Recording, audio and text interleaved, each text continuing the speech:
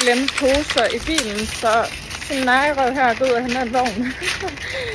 Fordi at så kan man ikke bruge penge på en pose. Nu har vi handlet ind, og nu er der kød til hele måneden, selvom der er skrevet noget derinde. Men der er jo gode tilbud, så er der også næste måned. Og ham her, han har lige fået at vide, at han ikke må få 2 franske hotdogs. Nej, det må det ikke. Meget kød er det. Meget nær i røv derovre.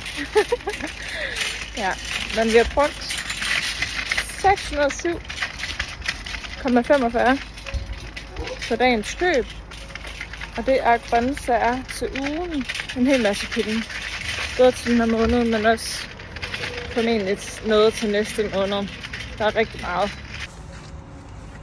Der var poser. Og så sparer man penge på det. Så var du købt 2,5 kilo tenders, 2 liter mælk,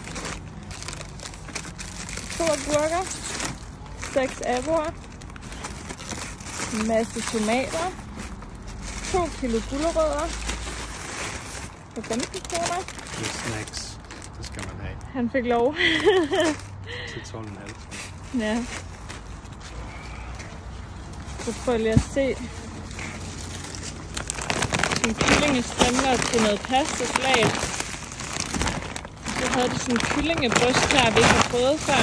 Også 2,5 kilo. Og tenders 2,5 kilo. Proteins. Og så 5 kilo kartofler.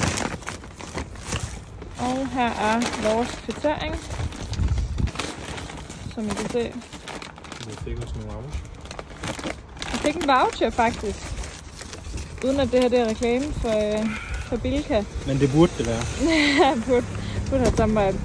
Men hvis man bruger 500 kroner igen mellem den 8.11. og 14.11.